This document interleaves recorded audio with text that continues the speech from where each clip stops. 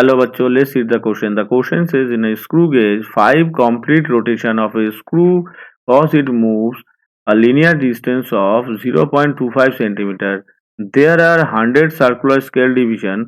The thickness of wire measured by the screw gauge gives a reading of 4 main scale division and 30 circular scale division. Assuming negligible zero error, thickness of the wire is option A 0.3150 centimeter, option B 0.2150 centimeter, option C 0.4300 centimeter, option D 0.0430 centimeter. So the question is based on how to find out the thickness of a wire by using a screw gauge.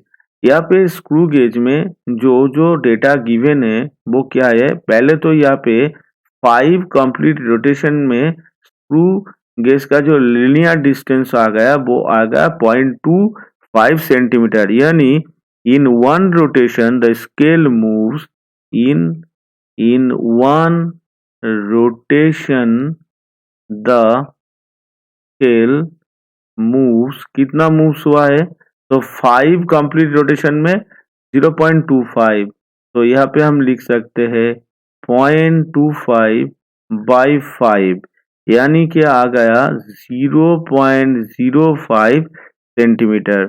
ये आ गया हमारा कितना, ये हो गया हमारा one rotation में scale जितना मूव करता है, इसको हम कह सकते हैं स्क्रू पिच।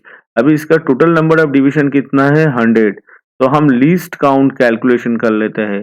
तो लीस्ट काउंट कितना होगा, स्क्रू पिच, यहाँ पे स्क्रू पिच निकल कर आएगा 0.05 बाई 100, यानी कि 0.05 इंटू 10⁻⁻² सेंटीमीटर।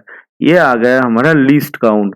अभी ये जो स्क्रू गेज है इसका thickness of the wire calculation हम अगर कर रहे थे तो यहाँ पे क्या होगा, यह reading of the 4 main scale division दे रहा है और 30 सर्कुलर स्केल डिवीजन दे रहा है।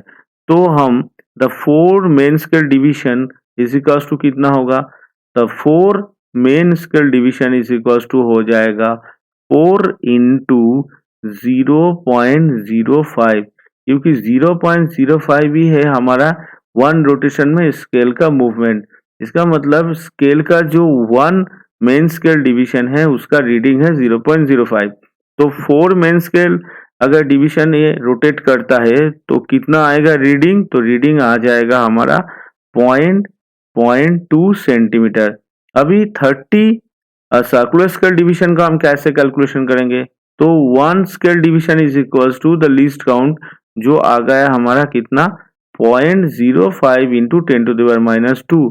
तो 30 सर्कुलर स्केल डिवीजन में हमारा रीडिंग कितना आएगा, 30 इंटू 0.05 इंटू 10⁻², यानी कि इसका जो रीडिंग निकल कर आएगा वो आ जाएगा 1.5 इंटू 10⁻² सेंटीमीटर। तो द रीडिंग ऑफ और the thickness of the wire कितना आएगा, तो हमारा जो थिकनेस आ जाएगा, थिकनेस ऑफ वायर आ जाएगा इन दोनों का सम, यानी कि पहले हमारा रीडिंग था कितना, पहले हमारा रीडिंग आया था यहाँ पे 0.2 है, 0.2 प्लस बाद में आ जाएगा 1.5 इंटू 10⁻² सेंटीमीटर, ये हो गया हमारा थिकनेस ऑफ द वायर।